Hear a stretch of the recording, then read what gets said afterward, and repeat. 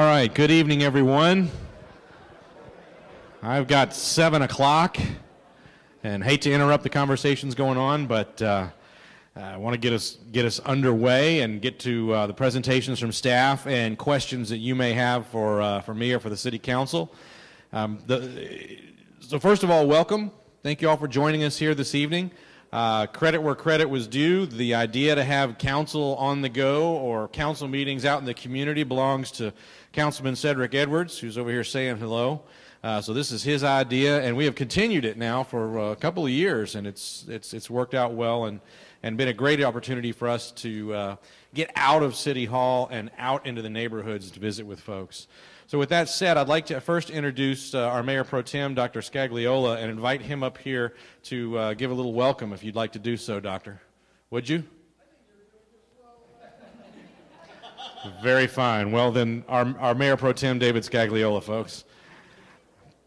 Also, the other council members are here today. Mr. Mark Davis, Mr. Davis, Mr. Ralph Gutierrez. Ralph is here.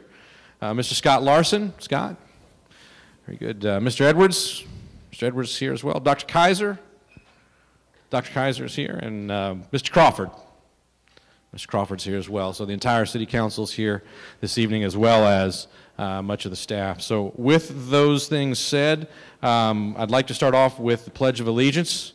If you'll join me in standing. All right. I pledge allegiance to the flag of the United States of America and to the republic for which it stands, one nation, under God, indivisible, with liberty and justice for all. Thank you all. Before I hand over the microphone to the staff, I'm just a little nostalgic at the moment. You know what, Mr. Edwards, you're right.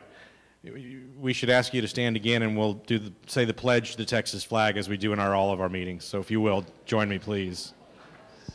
Sorry. Honor the Texas flag. I pledge allegiance to thee, Texas, one state, under God, one and indivisible. Thank you, Mr. Edwards. You always keep me out of trouble. Before I hand the microphone over to staff for a few presentations, know that when we finish the presentations, we'll have a question and answer time, and the staff and the City Council and I will endeavor to answer any questions you may have as best we can. If there's something that we can't answer, we will go and research it for you, and we'll find an answer for you. So that said, you know, many years ago, I got to be in this room, but it was because I was coming here to see my kids and things that they were doing up on the stage at the end of year or mid-year when they were going to school here. Now the youngest one is at Clemens and the oldest one is off at Texas Tech, and yes sir, guns up, that's right. You know, at parent orientation, as we were about to leave, they said, all of you that are going to the airport, don't do the guns up in the airport thing. It's not a good idea.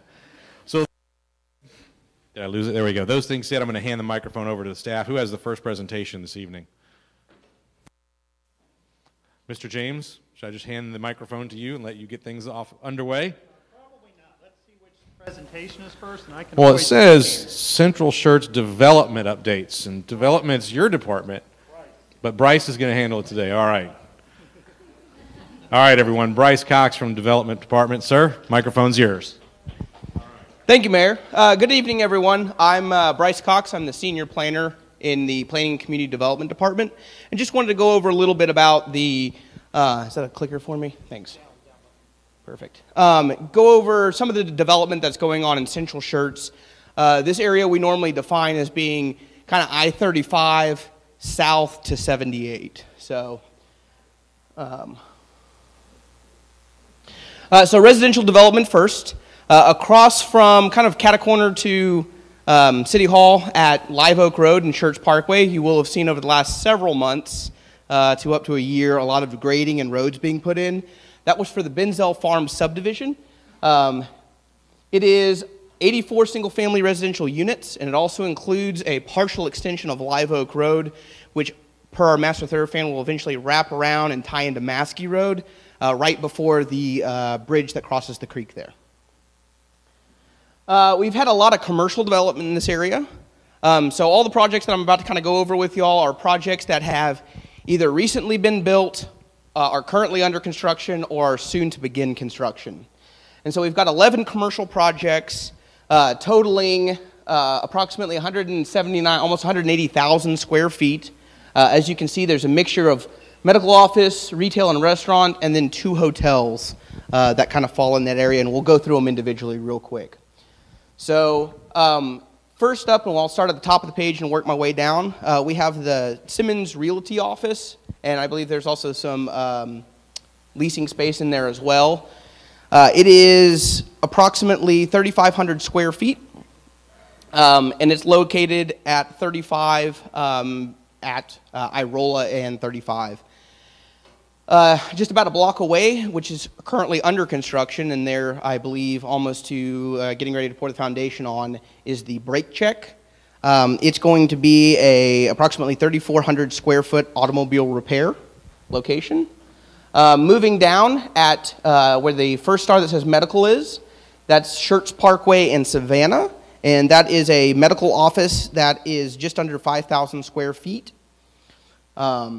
As we keep going down, you will see the Schertz Business Park, which is located in between Children's Lighthouse and the Valero. That's I believe it's called Schertz Express there at Live Oak and Schertz Parkway.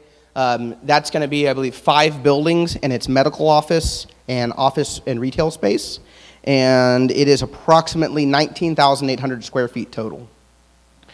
And then at El Bell and 3009, just in off the corner, under construction, and they've gone vertical with all the walls, is a Starbucks and a retail center. The Starbucks is approximately 2,200 square feet, and the retail center that's adjacent to it is just over 7,000. Then we have the Clemens High School renovation, which is a 7-phase project. It will take multiple years for them to complete it, but it does include an addition of approximately 143,000 square feet to include new classrooms, a career and technology building, a practice gym, an auditorium, and a fine arts building. And then lastly over here, I have the, let me see if I can get that. This medical office here on Windy Meadows is another medical office that is just over 10,000 square feet, and I believe it is going to be a pediatric therapy location, but we haven't had any finish-out items come in through on that yet, so I can't confirm. And then as we get close to 35, so what we're looking at is Schertz Parkway and 35, and this is the intersection of 3009 and 35. We have the 2 hotels. The Staybridge Suites is getting close to being completed. It's already vertical. The Candlewood Suites has not been started yet, but they have pulled permits. The Staybridge is approximately just under 72,000 square feet, and the Candlewood Suites is about 41,000 square feet. And then adjacent to that, or in between that, we have 2 new medical offices. These will be coming in directly next door to Focal Point Vision, which was completed several months ago. And it's 2 sites. The larger site is going to be just over 10,000 square feet, and the smaller site is going to be 5,700 square feet. I'm not sure what doctors are coming in there yet. We typically won't find that out until they build the buildings and go to finish out. So lastly, I just wanted to go over a new website feature if you haven't already heard about it and if you haven't attended one of the other Council on the Go meetings. So on our city website, if you go to this tab up here that says Business and Development and brings a little drop-down menu up, you will see a title for what's developing in Schertz. One of our planners in coordination with our GIS department got together and put this together, and so what it is, it's an interactive map of all development that has broken ground, that's under construction, and that has yet to be completed. So all the projects that I went over either have already been up there, are up there currently, or will be up there. And so we update this weekly to make sure that we capture everything, and it's citywide. And what you'll see up there is some really great information that has an interactive map where you can click on different buttons. There's some more information, and then you can actually open it up into a full screen portion and get a lot of information, including a general description of the project, as well as there will be a little link under the title, and it's kind of hard to see at times, but it is a link that'll say Final Plat or Approved Site Plan. You can actually click that and open it up, and it will show you what the plat is or what the plans are going to be, because a lot of times people want to know, what's the layout, what's this building going to look like? all that information is up there before they, as they break ground, and we make it available to you. So with that, I think I kept to my time period, and we'll move on to roadway updates, engineering.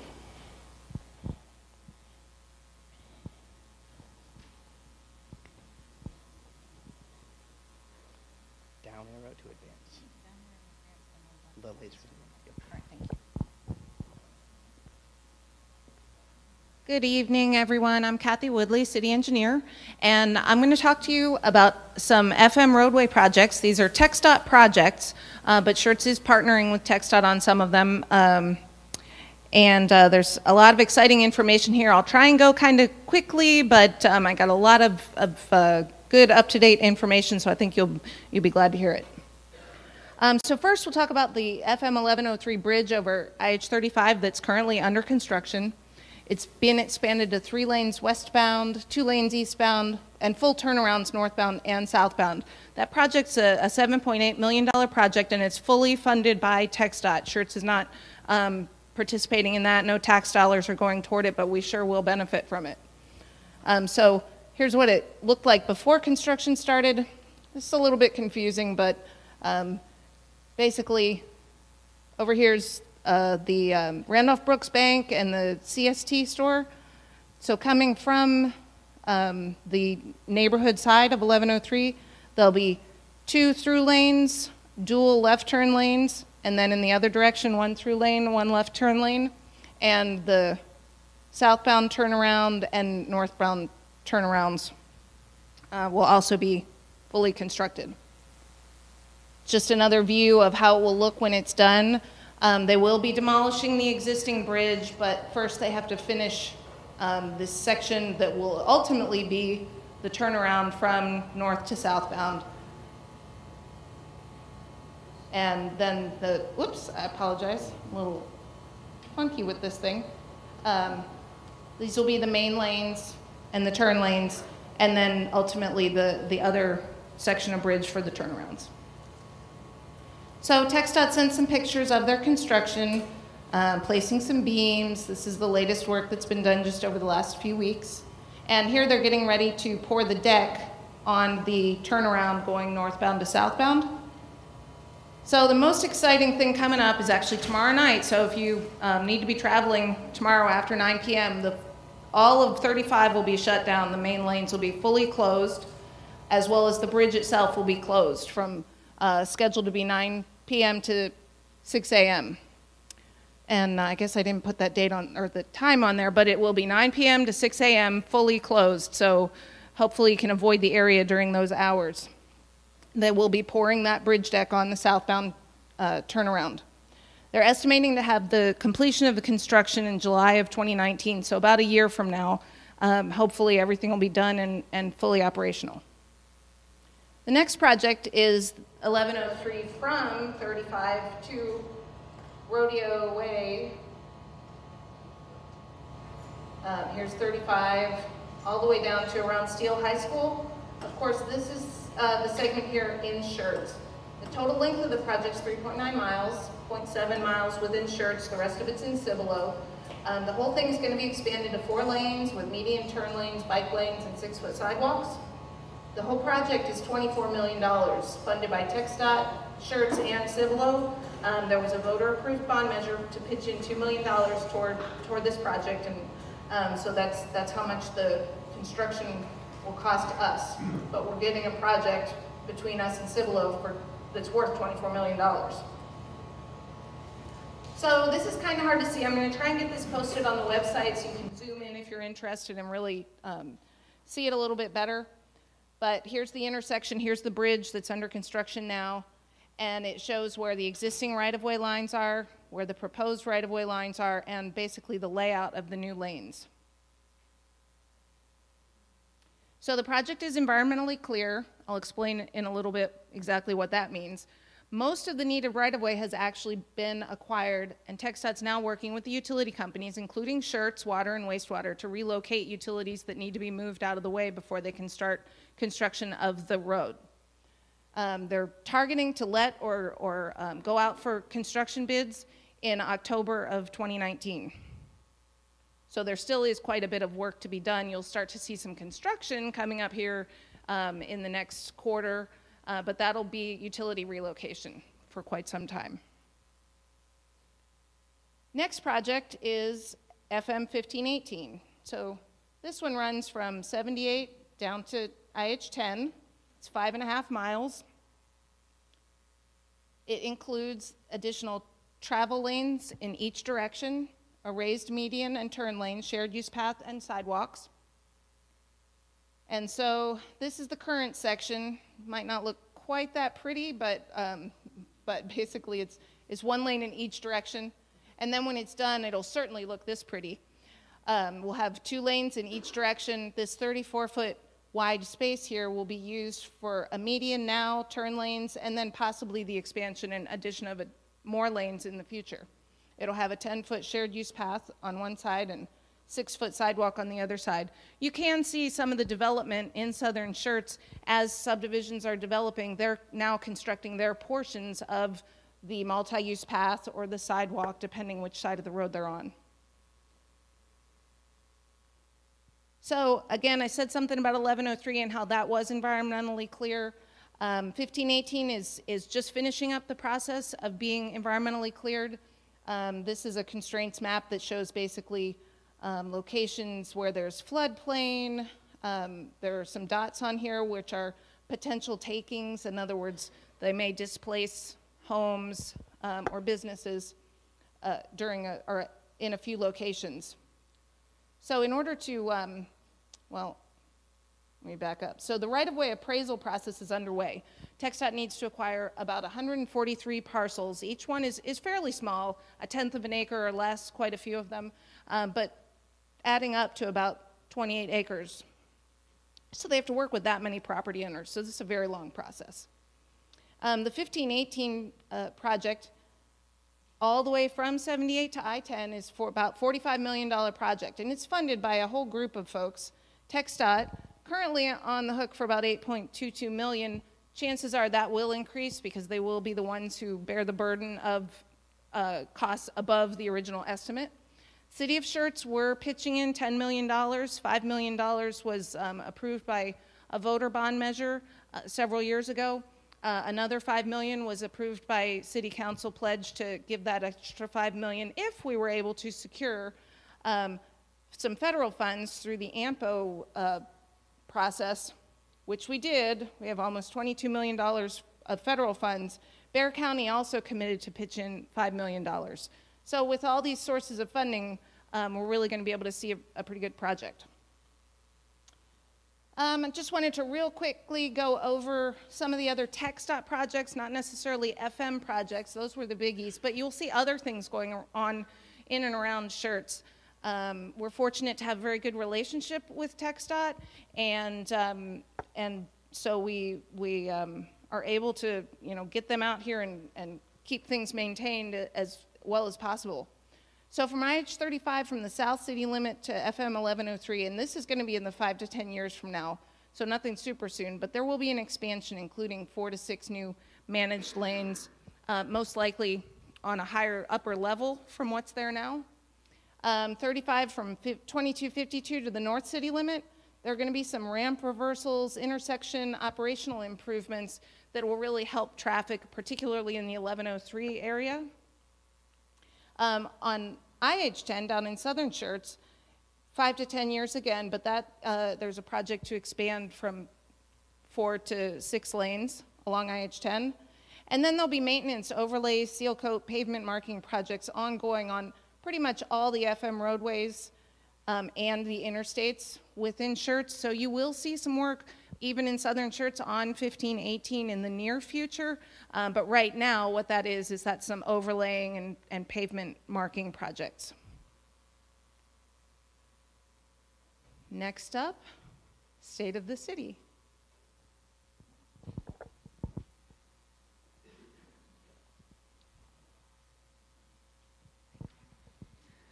All right, good evening, everyone. My name is James Walters. I'm the finance director here for the city of Schertz. I'm going to start by showing everyone a State of the City video that was put together by our Public Affairs Department, and then I'm going to talk about some of the things that came out in the video.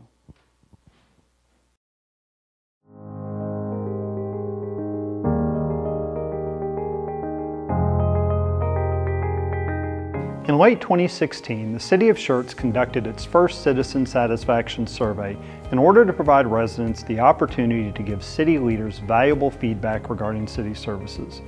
The results were positive, with more than 80% of surveyed residents indicating satisfaction with quality of services and quality of life provided by the city. Some of the areas residents identified as a high priority with regards to service delivery include maintenance of major city streets, parks and recreation programs, walking and biking trails, and code enforcement. With the information collected from the survey, City Council and staff are equipped to make sound, strategic decisions in a variety of areas, including service improvements and enhancements, policy development, and planning for growth. As a result, the 2017-18 budget was developed to include funding for maintenance of streets and sidewalks, strategic hiring of city staff, and road repairs and expansion. Engineering and Public Works have been working together to come up with a pavement preservation program that includes everything from minor maintenance on our streets, such as crack sealing in a very focused and systematic manner, and rehabilitation and reconstruction of some other streets. So we can expend relatively minor amount of maintenance dollars now instead of having to do a very, very expensive reconstruction project in the future. Parks are a tangible reflection of the quality of life in a community. Our Parks Department is committed to not only providing parks maintenance, but also in developing and expanding recreation programs for residents to have an opportunity for health and well-being accessible for all ages and abilities. So based on the citizen satisfaction survey results, the items that the citizens are most interested in seeing in terms of parks and recreation are more hiking and biking trails, increased level of service and maintenance in our parks, more adult recreation opportunities, as well as just more parks in general. So we've got a lot of new programs that we're excited about to share with the residents of Schertz. We've continued our Music and Movies in the Park series for 2018. We've got 8 different movies and concerts going on. We've also increased our nature education programming at Crescent Bend Nature Park. We've got Children's Nature Discovery Series, we have birding walks, and we have star parties going on throughout the year. We're also partnering with the YMCA for several events throughout the year to make them bigger and better. We've got Moving on Main coming up in April, and we're working on some aquatics programs for the summer. Schertz understands the benefit of effective code compliance in maintaining quality of life for our residents and supporting a pro-business climate. Through education and face-to-face interaction with residents, we have made improvements in addressing code compliance issues. In doing so, we have increased voluntary compliance to keep Schertz looking like the community we are so proud of. So after the last citizen survey, I think we got a better understanding of the citizens' needs in code enforcement and enforcing the city codes. We also were approved a position for a code enforcement officer by the City Council, and then that'll increase by at least 1/3 our enforcement capacity of the city ordinances in the City of Schertz. Residents and city leaders continue to emphasize safety within the city, particularly in light of the rapid growth we face by adding additional public safety personnel. Whether it's the citizen survey or council meetings or neighborhood HOA meetings, the concerns that we get from the citizens are fairly similar. They want more patrol in the neighborhoods, they want more traffic enforcement. And these concerns have not been lost on the city staff and the city council. In the last 2 budget years, we've been approved for 4 new patrol positions. And these patrol positions will be used to do exactly that, patrol the neighborhoods and work traffic enforcement. These 4 positions are going to be used to populate a new shift that will overlap the current shifts. It will start in the afternoon, work through the evening into the early morning hours, and their primary purpose is the patrolling of the neighborhoods, the additional traffic enforcement that they'll provide. Our commitment to understanding the wants and needs of our residents helps shape the community we live in. City leadership continues to take a balanced approach to serve residents while keeping a focus on priorities and building a sustainable foundation for ongoing success.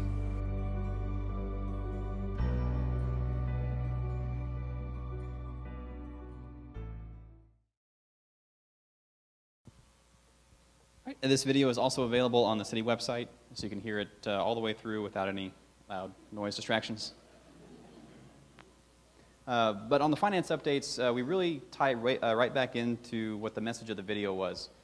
So this last 2 years ago, we did our very first citizen satisfaction survey. So we sent a bunch of surveys asking what was the most important, or what should we focus on coming up in the next few years from citizens, and what was most important to them.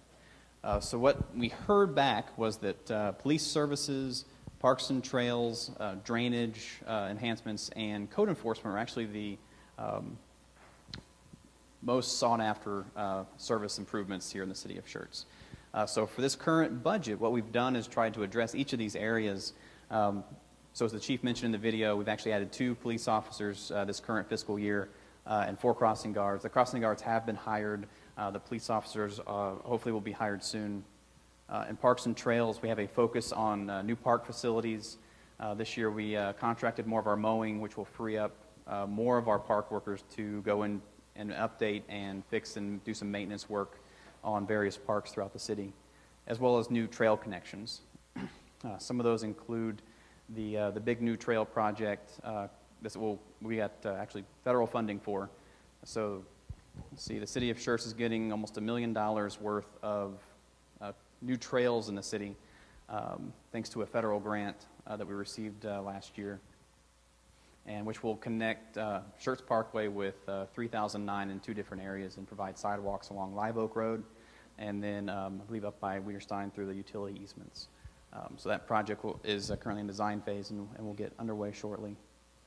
We also have the stormwater runoff. So if you look in the city budget, we actually identified about $1.3 million of drainage improvements throughout the city. Throughout the year since the big drainage creek just runs right through the city of Schertz was first put in. We haven't done too much maintenance on it, so it's time to get back in there.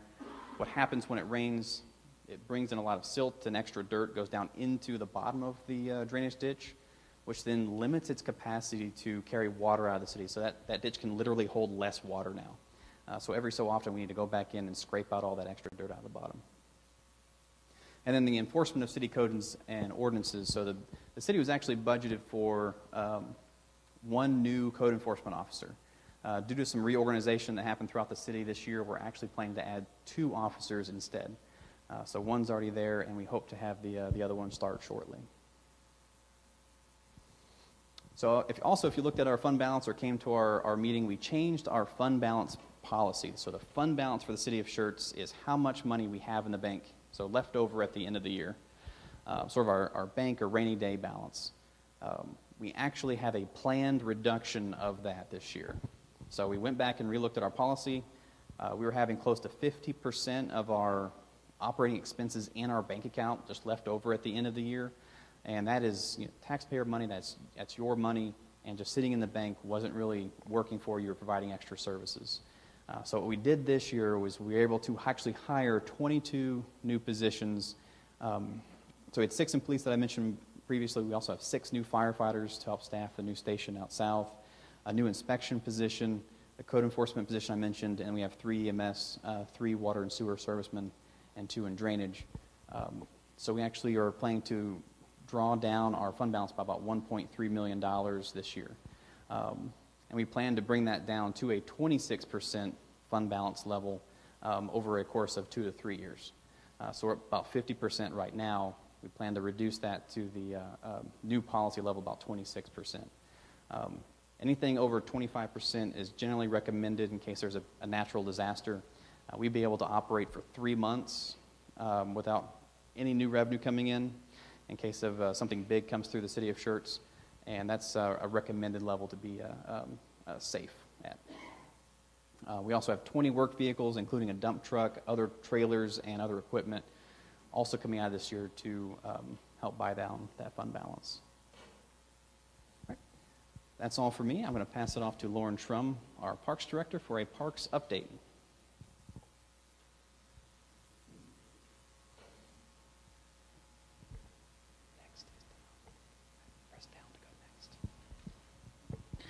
Thank you for the introduction. I don't have to introduce myself. I'm here to update you on Parks and Recreation. So you probably received this guide in the mail. If you did not, we have extra copies over here. But this was a great team effort by Parks and Public Affairs Department to combine all of our programs, our park information into one handy guide, and we think it's really great publication. Really proud of it. We hope you enjoyed it, and we hope to do it again next year. It highlights some of the programs we're doing, the Music and Movies in the Park series. We've been doing this now for 3 years, I believe. This year, something different is we're rotating the events throughout different parks. So we're trying to bring the events to you in your neighborhood. We did a movie at Cypress Point Park, which is our far northern neighborhood at 35 and Cypress Point Drive, and it was successful. And we'll be doing another one at Ashley Park, just down the road here in August. We'll be doing one at the Schertz Aquatic Center in July. We'll be showing Jaws, and you'll be able to be in the water. So that's exciting. And then we're doing Moana June 9th at Pickerel Park. You'll also be able to float in the pool and watch Moana. So bring out the kiddos for that one.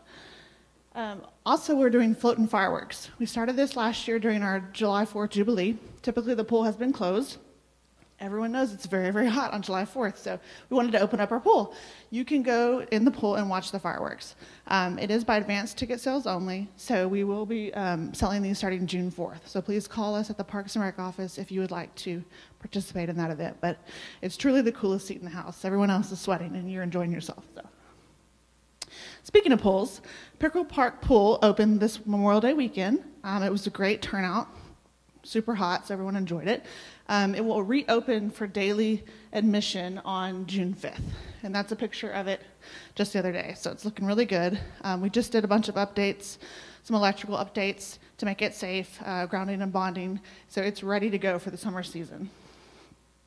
As you know, we also did a few cosmetic updates last year. We had the new mural there, and it just spruced it up. It's obviously an old building. It was built in 1976, but we were able to do some cosmetic updates and make it a little bit more appealing.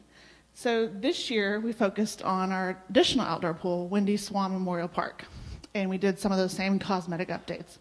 Painting, fixing dry rot, adding new windows. There used to be jail bars there if you came in. We just had open air and bars, so we did some new window updates. And then we also went ahead and did a mural there as well to tie in that mural theme that we had going on at the other pool. So we're really happy with the way that turned out. Brings a little nice art feature into the parks. Next, we have Mary Whitfield Burks Park, and you've probably seen this one coming up and down Schertz Parkway, right down here from Pasco Elementary. This is going to be a 220-foot linear sidewalk, and it's going to have outdoor exercise stations, 7 different stations. We started construction about May 8th, and we're hoping to be done by next week. So it's very exciting. There'll be a bench, a water fountain, trash can signage as well. We're looking at doing a grand opening later in June. Here's the equipment that will be there. So a wide variety of fitness equipment. And here's some progress photos. They had the forms out there. They poured concrete. You've seen that. Next, we're talking about the big project, Schertz Pedestrian and Bike Lanes project. That's the $1 million 1.1 project James mentioned earlier. We did receive federal grant funds for this, about $950,000, and we chipped in $220,000 or so. So we're at 30% design stage, almost to 60%, I think by July we'll be at 60%. We're anticipating it to be completed, the design portion, in the fall. And then we're going to let the project late 2018, early 2019. That's the goal we're at right now. It is going to be a 10-foot wide decomposed granite trail from Schertz Parkway and cut through the LCRA easement over to Wiederstein and connect to Forest Ridge Park. Then additionally, there will be bike lanes striped on both sides of Savannah Drive, right out here, and Woodland Oaks Drive between the Parkway and FM 3009. Currently, we have some bike lanes on one side of the street. That encourages contraflow. We don't want to do that, so we want to have them on both sides, so they'll be marked and compliant. And then we're also adding 6-foot sidewalks along Live Oak Road between the Parkway and FM 3009 and completing that connection, which a lot of people use, obviously, here in the center of Schertz. There's the big picture. Up here is 35, here's the Parkway, and here's 3009. So the black line, here's that decomposed granite trail that cuts across. Here is the bike lanes in Savannah, bike lanes on Woodland Oaks, and the sidewalks on Live Oak. Oops. And this is a picture of what this granite trail will look like along Wiederstein. It's going to meander through the easement, through the wooded areas, and it's just got a really nice shape. It'll be a really nice trail to go down. Let's see here. The Schertz Exercise Trail is another trail we're working on. This is directly behind the City Hall and campus buildings along Deeds Creek. It goes kind of behind the Schertz ballpark, and it will curve around the Civic Center back to the Parkway. It will also hopefully go on the other side of Deeds Creek. We're working on a reroute right now with the grant office that funded this trail. But you've seen it out there. We've done some work. Here's what it looks like directly behind the ballpark in front of the SAW plant. It's really nice. And then finally, we have the Playscape restroom project. You've been hearing about this one. This is going over at the community Playscape. We've needed a restroom there for a long time. It's a pre-engineered building. This is actually it in the factory being built. It is completed now, and we are working on geotech for the site. There's some poor soils in the area, so we're working on that. And we will get it placed as soon as we get all that figured out and the site plan completed. So we're looking at late summer for this to be done and installed. So that's the Playscape restroom. And next, we're up fire.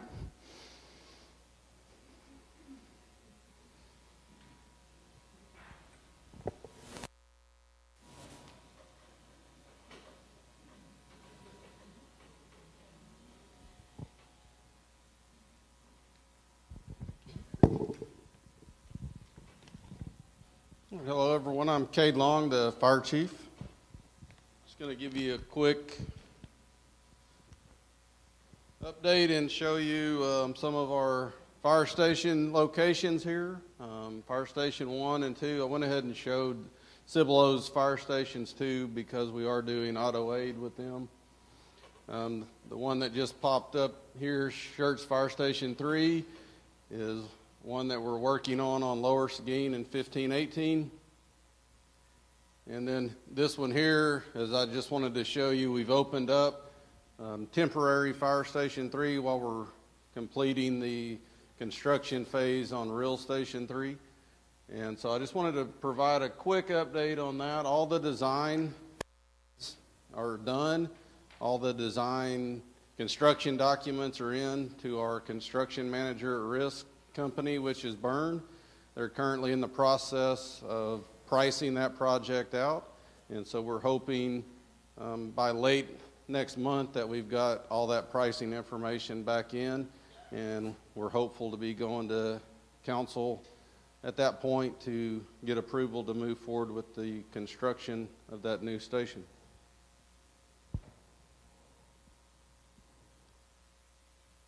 And this is just a picture of where we're set up in the temporary fire station. It's out on Trainer Hill Road. It's about a half mile off of I-10, so we really got out there as far as we could. And that's all the updates I've got real quick going over the fire stations and temporary fire stations.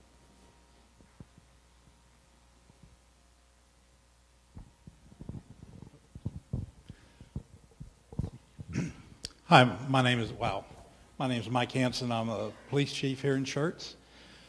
It's not uncommon for us at a meeting such as this, or a neighborhood meeting, or even officers that might be at a local restaurant having dinner, to have a citizen come up and say, I live in such and such neighborhood and we're having a problem with, and fill in the blank, traffic, or maybe there's a theft issue. And they want to know, what are we doing about it? And we get this glazed look over our face because we're not aware. So one of the things that we've done is kind of try to figure out why that's occurring. So if you imagine that you're getting ready to go to work in the morning and you walk outside and your driver's door is open, you look inside and there's nothing really of any value missing, you're late for work, chances are you're going to get in your car, you're going to go to work, and we may not know about it. So imagine if that happens several times around your neighborhood. You get together with your neighbors, you discuss it, obviously there's a problem, but no one has made contact with us. So we're looking at ways that we can better interact with the public, make it easier for you to notify us of those situations. In a moment, Helen's going to talk about some of the things that we're doing with Facebook. with our social media and with our website. But I want to tell you about two things that I'm excited about. As of today, our IT department turned on a program that is going to provide you interactive criminal or crime analysis. So you'll be able to get on this program and you can make a box around your neighborhood or around the city as a whole, put in a date range, and all of the crimes that have occurred will pop up, and you'll be able to click on it and see very basic information, what have occurred. So if you're concerned about maybe thefts from a vehicle and you put the box around your neighborhood and there are no reports, then that would be a clue that we're not getting the information. The other thing is an online reporting system. So we have a new records management system that is supposed to go in, it was supposed to come online about a year ago. We're in partners with Bexar County, so we're kind of dependent on them to get this done. So as of today, the latest date was September. So sometime in 2020, when this thing actually goes online, there will again be an opportunity for you to go online, go to an online reporting, and you can enter your information into that. Now, it'll be for specific crimes. It won't be for everything. But it is another way that we can have that interaction, have that information from you. So the crime analysis program that was turned on today, it's going to take us a couple of weeks to tweak it, to make sure it's right. And then IT will have to make it available to you. So look for that maybe in a month or so. And then who knows when the online reporting is going to be, but we're real excited about it. So Helen Lafitte is going to go over some of the things that are working right now. Good evening, ladies and gentlemen. I'm Officer Helen Lafitte. I'm the Special Projects with the Schertz Special Projects Officer with the City of Schertz Police Department. I've been in this position for a few years now. Some of you may have seen me at some of your HOA meetings. That's one of the things I do. I'm the community liaison between HOAs, neighborhoods. If you see something going on in your neighborhood, shoot me an email. We can get it passed on, whether it's traffic issues, crime issues, that kind of thing. Some of the things I'm going to talk about tonight are some of the updates we've made to our website. Along the lines of what Chief was talking about. So beginning in February of this year, the police department began publishing some of the crime statistics on our city website. KSAT came out and did a story on it. I was on TV, yay. They showed it at one of our other Council on the Go meetings, one of the ones that was at Corbett. The objective of making the residents aware of what is happening in and around our neighborhood is they could essentially become their own crime prevention. The one thing I stress to a lot of our HOA meetings is know your neighbors, know what's going on. If you see something, say something. Please don't hesitate to call us. If we're not everywhere all the time and we need everybody's eyes and ears to see what we can't always see. The statistics don't cover all criminal offenses reported within the city. We decided to report those crimes which affect our residents the most directly, which include burglary of a vehicle, burglary of a habitation and or building, theft and criminal mischief. So we don't necessarily publish assaultive offenses that may have happened down the street. That doesn't affect you directly. The thefts, the burglaries of vehicles. If we see a trend possibly in criminal mischief, if one neighborhood gets hit really hard with, we had those flyers. I know that was something that happened this past weekend. Also publishes a total number of motor vehicle accidents and arrests made to include the criminal offense. Again, that's all public record as far as the arrests information. And in publishing the statistics, we're selective on how we publish the victims' addresses. Residential addresses can be either a block number or neighborhood title, Forest Ridge or Woodland Oaks, not to pick on anybody, but those are well-known neighborhoods in the area. And business addresses are limited to a district number to limit them from possibly being targeted at a later date. So if we've got, let's say Walmart, they're in the 6,000 block of FM 3009, they get burglarized or robbed or whatever, and we're publishing that information. To me, personally, it's almost making them a target for possibly another offense.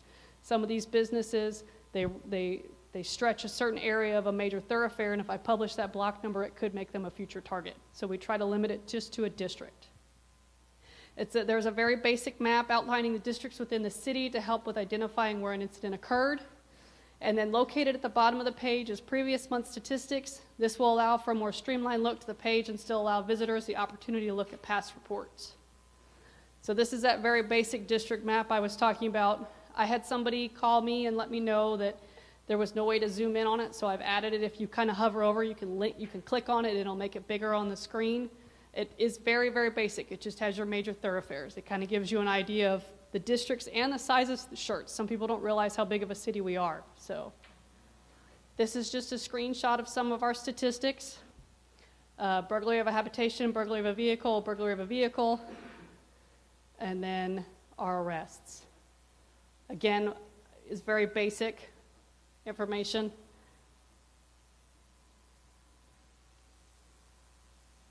We also recently added our food establishment grades. We have several establishments within the city of Schertz that are rated and graded minimum twice a year. So we thought we'd go ahead and add that. I know if anybody follows KSET, they have their weekly food scores. I know I check those out pretty regularly. Recently added is the food establishment grades, and this provides visitors with updated food grades for those establishments within the city required inspections. The scoring is based on a 100-point demerit system with a score of 70 or above considering passing. Any establishment with a failing score must have a follow-up inspection, and establishments are organized in alphabetical order. And I forget how many, we have a lot of food establishments. You don't realize, you figure daycares, gas stations, there's a ton. So this was just a screenshot of, obviously, A through B. That's all I could fit in there. So that's all I've got. And if you've got any questions, we're back in the back with a great big banner that says Schertz Police. Feel free to stop by, get a light-up pen. Apparently they're a big hit tonight, so come by and see us for those. All right, I think that's all the presentations from staff, so if you would, join me in thanking staff for the work that they put together for us. So it's good stuff. So we're about to do the question and answer time, and Mr. James and I will try to answer questions if there are things that are specific to a particular department. We'll ask that department to come up and answer the questions for you. Also, there are some question cards here. If you would like to submit something and have it answered at a later time, put your contact information on here, and we'll get back to you this way. If you do have a question, we do request for the records for the meeting that you say your name and your address so the city secretary can capture that from the video later on. And at this time, well, one last thing to compliment our staff. Several weeks ago, month and a half ago, I've slept so many times since then, it just seems like it's a long time ago, but it's not. You know, we had the incident that happened at the Federal Express facility with the exploding package. And I got to be an insider for a day, and I got on site as the sun was coming up, and it was things were beginning to unfold, and I got to see all of our staff from various different departments working together with the Texas Rangers, the ATF, the FBI. I got to sit for about 2 hours in an FBI van and watch and see what was being done, both by our people and from people from other organizations. And this team that's here, every department that was involved did an exceptional job that day. The integration with our federal and state partners appeared from my perspective as a layman to be seamless. And the things that came out of what happened in Schertz ultimately ended the bombings that were going on in Austin. So I just wanted to compliment the staff and say thank you to them once again. They did an exceptional job that evening and that morning in handling that. So with that said, yes, please. If you have a question, if you'll raise your hand, the city secretary will bring the microphone your way and we'll get started right over here, please. It's okay to ask easy questions. It's not stump the band. Hi everyone, my name is Andrew Peretta. I live at 2920 Mineral Springs, so there by 1103 and 35. I'm here this evening. Thank you all for having this meeting. And I don't think I have to inform a lot of the people here of the Ken's 5 story from the day about how anti-immigrant white supremacist literature was distributed in the Kramer Hill neighborhood about a few blocks southeast of here yesterday. My concern is that these groups who distribute this type of literature, their pattern on other communities, university campuses, workplaces, etc., is that they hide behind the First Amendment as much as possible to build confidence of the people they're infiltrating in the community to ultimately commit acts of violence. These are violent groups with very troublesome histories, and that report worried me. Personally, I'm in an interracial marriage, and my street, I'm very happy to live there. I've been there for 6 years. We have a wide range of diversity on our street. We have immigrants on our street. We have people of color on our street. We have openly LGBTQ residents on our street. And my specific question is, while I'm not requesting that the police take any kind of action of what happened yesterday, because technically they were in bounds of the First Amendment, my question specifically is, what sort of steps would the city, is the city taking, or what sort of plans does the city have to keep residents, specifically minority residents, safe from these type of organizations?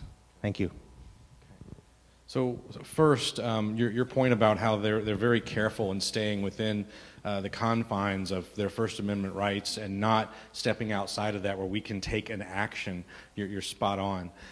You know, that group has the right to say pretty much what that group wants to say if they maintain within those confines. Of course, the converse of that is we have the right to disavow and show our disdain for their hatred and anti-Semitism that group actually stands for. I went to the website after those things came out. I read their manifesto. It's pretty disturbing. Agreed. As to what actions we can take, again, with nothing having occurred outside of that careful First Amendment boxes they stay in, we are vigilant and our eyes are open. I'll hand the microphone to Mr. James, and he may have some specifics or some general things that we do after we see this, that we try to maintain, you know, our expectation of peace and order. My hope is, and I don't see anyone here that signed up that's a stranger, is they drop their stuff and they're gone. That's my hope too, but we shall see. Mr. James? Sure, just briefly. I mean, I think what I'd touch back on is the comments the chief made during the State of the City video, and then some of what you heard about what the police department is trying to do in general. You know, what we're really trying to do is get our officers and get our city folks, whatever department, back out in the neighborhood, back out in the community, whether that's fixing stuff in a park that's broken, whether it's PD spending time patrolling in neighborhoods, things like that. And I think part of what you heard we talked about as well is how we can communicate with you and you can communicate with us. So certainly I think part of what we want to do is keep an eye on things. And so if there's any sign that this is more than just, you know, a drop and run thing at the night, that we're aware of it. And so that's where really I think we need to make sure we keep those avenues of communication open, whether it's a group like this distributing flyers or whether it's a crime issue maybe starting to occur in a neighborhood that spreads and leads to something like that going forward. So I will say thank you to all the residents who received those, who called in to make us aware of it so that we could start logging that and keeping track of it going forward. Indeed. One other thing very quickly. Mr. Edwards?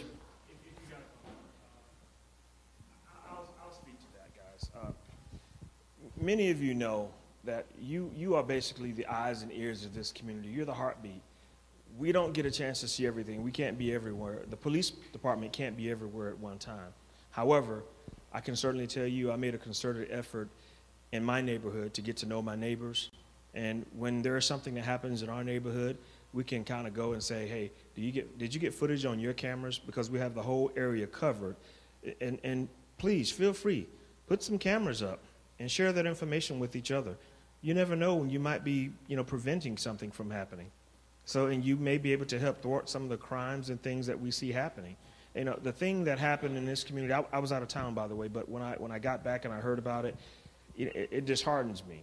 It really does. It really makes me wonder what kind of person would do that type of thing. Are they doing it just to draw, they're doing it to draw a response from everyone and get everyone worked up. And of course, the more we talk about it, the more we put it on Facebook, the more we put it all over the place, guess what they're doing? They're getting free advertisement from us as a community. So do I think we need to discuss it? Absolutely. I'm not going to say turn a blind eye to anything. But at the same token, please understand that if you get with your neighbors, someone in Kramer Farms, someone over in Cibolo, those places where they were given out, someone caught that on video.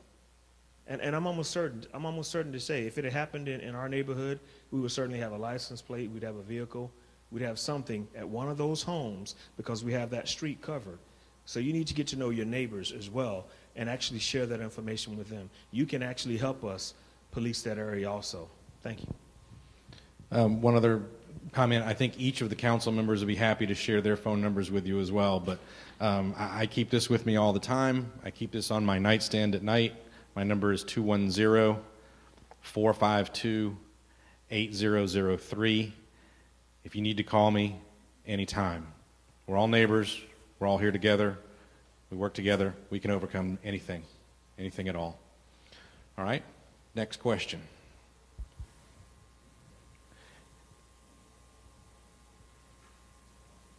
Yes, sir. Mr. Wertz. My name is Dean Wertz. My address is 4301 Mountain Pass Monument. Anyhow, I know this is not the forum for discussing Main Street, and we have a subcommittee that's dealing with that. But over the holiday, I noted that some residents on Main Street, which we're trying to upgrade, had the flags out representing Memorial Day, as did a few of the businesses. But I'm wondering if our city can't add to that in the future holiday events by putting up flags along Main Street, American flags. We have one of the eyesores of Main Street are the old utility poles and the lines that cross it. But if we have to maintain and keep those, we can make something out of nothing there with respect to putting flag adornments on those poles. So in holidays, maybe we can have that street looking very celebration-like with American flags. Like I say, there's probably 13 holidays that we could follow through with putting flags up on that street. Indeed. And so Mr. Davis, Mr. Larson, Mr. Edwards, me, we're that committee that's working with the businesses and residents on Main Street. And one of the things we've talked about on Main Street, aside from parking, is lighting. And so if we're going to do that, we need to make sure we have the appropriate lights so we can leave the flags up at night and have them lit and showing. I think it's a great idea. We'll talk about it in our next committee meeting. Chairman Davis is nodding his head. He won't let us forget. All right. Other questions that we can answer for you this evening? You're sure? Yes, ma'am.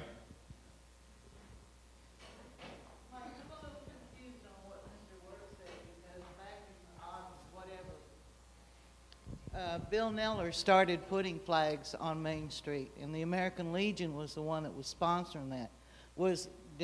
Are the holders down from all those telephone poles? Because that used to be the thing with Mr. Neller and the American Legion. They would put flags up during the day. I understand you want it. You're talking about at night too, but did they take all those brackets down? I don't know. I'm betting they didn't. And on my way to or from work tomorrow, I'll visit Main Street and take a look. Well, that's who sponsored it and who got it started, and God bless him, Bill's gone now, but that was one of his big issues. And I'm sure that maybe if the VFW was contacted, that they would provide the flags. Now, they're like Bill. They're older fellers now and won't be climbing ladders to put them up, but they might be the ones that would donate the flags or even know where those flags went to. I will ask Mr. Espinosa at the VFW about his interest in doing it and his ability to do so. We were visiting just yesterday. Okay, that's a little bit of history behind that, but that's was way back when. Very good. Another question. All right, while we're waiting to see if someone has another question, I have a question for you all. And this is a little odd because it's not normally us asking you all questions.